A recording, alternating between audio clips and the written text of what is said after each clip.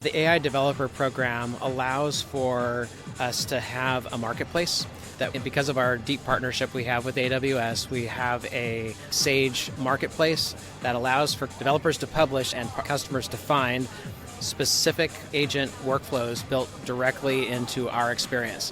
One of the ways that this is differentiated is that those agent capabilities are protected by the same kind of authentication capabilities and controls that we do for our users. So if you want to limit an agent to a particular set of data within the system, you can do that. You can control how the agent has access to information within the system to be able to do its work. Tell me a little bit about the ISVs in the ecosystem and how Sage works with other ISVs, whether it's sort of having them build on the platform, and how do you make that accessible, or even like co-build kinds of motions with certain partners?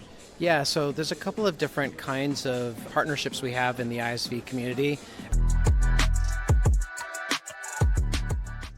Hey everyone, welcome back to another episode of Inside Partnering. I'm Chip Rogers, and wow, we are here at Sage Future, and what a great event, man. It's just the energy, a lot going on, and so many people. It's really been a great turnout this week. It has. There's been a lot of people super excited about what's going on in the Sage ecosystem. It's been a lot of fun to be able to share with them some of the new announcements that we've had and help people really use the solutions that we have to make them more successful in their businesses. That's great, and that's a little bit of your job. It is. You know, a little bit of my job. Yeah. So I run the Financials and ERP division for Sage. So I've got all of our mid-sized products and making sure we build great solutions that are designed to help our customers be most successful with their operations, with their financials, with their HR. Bringing that all together so that customers can focus on higher value activities. That's awesome. So, formal welcome, Dan Miller. I'm so excited to be joined by Dan, and Dan is EVP of Financials and ERP for Sage. And you've got a big job. Your role, you've got about 1,100 in your team, and your role is all product and engineering, like product delivery. So, user experience and all of everything that the customer experience and partners experience with Sage is your team.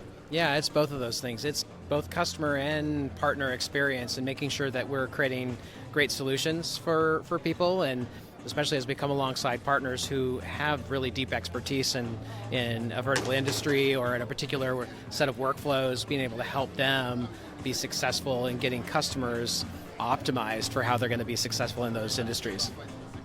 So this is a big event for, events like this are always, there's sort of a forcing function to like, okay, we got to like figure out how 6 months ago, 9 months ago, a year ago, you've been, coming up to this, and there's a lot of product work that has to happen, and what are we going to talk about? What are the main initiatives? So how was that process leading up to Future this year?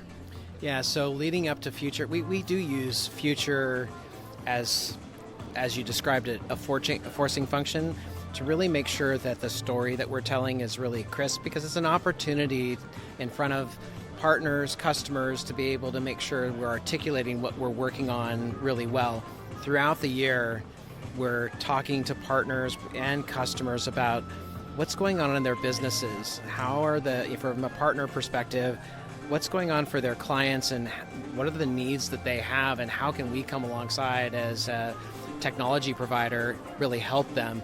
And so we're doing that throughout the year, but Future is really an opportunity for us to articulate it really clearly and be able to make sure that we're putting our best foot forward with all the great technology that we're building. The new capabilities that are AI-powered workflows in AP and AR, how we're bringing expense management into that set of products, how we're accelerating vertically with new ISVs that have been brought into the system. Things of that nature are all part of the storytelling that we're working on up into this event. Sage has done such a great job you mentioned AI, and that's been a main theme throughout the event, this week. Talk a little bit about that. I think it's really interesting because the users and partners for Sage are all finance people, right? They're finance professionals. Yeah. Tend to be more conservative and want things locked down to make sure that that. And I think that's been really the message here as well. Is okay. Well, AI is could be a little wonky or scary, but Sage is going to make it secure and trustworthy for you. Yeah, so I think what finance and operations professionals really want is confidence in the tools that they're deploying are doing exactly what they are expected to do.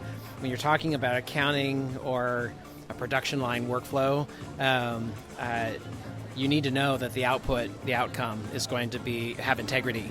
And it's not that they're, what I've found in talking to CFOs and COOs, it's not that they don't want to experiment. It's that they want to know when they experiment, there's going to be a good result.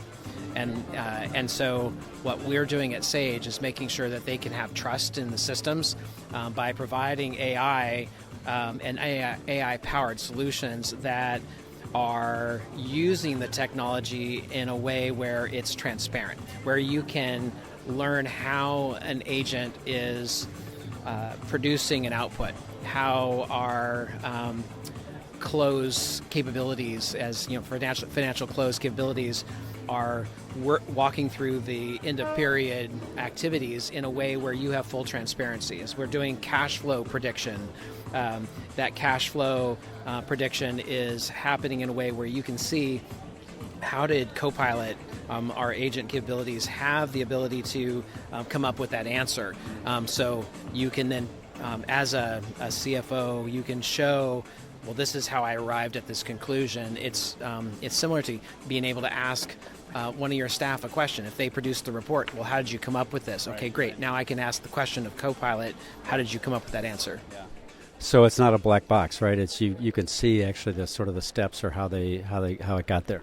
Right, that's exactly right. It's not a black box. It's actually transparent. You can see into how the steps were determined, and you can choose to accept that or provide us feedback how you want to adjust the predictive nature of it. So, our audience is a lot of partner leaders, partner professionals with, system integrators and ISVs and resellers. And so what's the story for partners? What's the message from Sage? And from a product perspective for partners, how do you think about partners? Yeah, that's a great question, because I think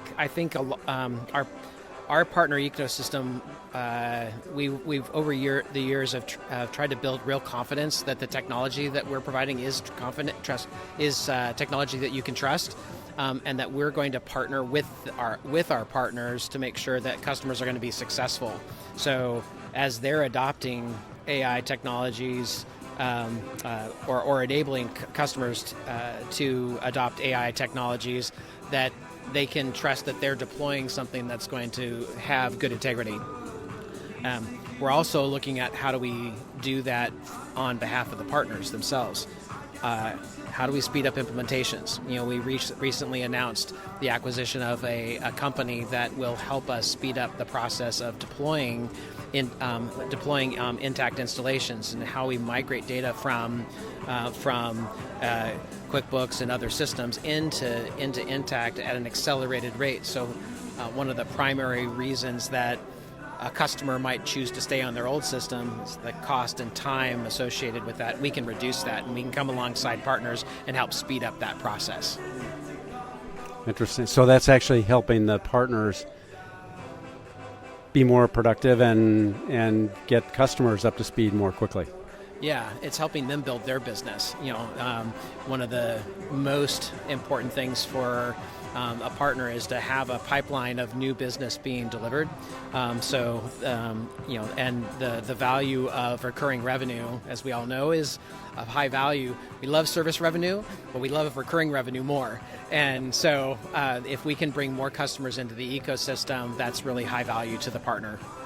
tell me a little bit about the ISVs in the ecosystem and how Sage works with other ISVs, whether it's sort of having them build on the platform, and how do you make that accessible, or even like co-build kinds of motions with certain partners.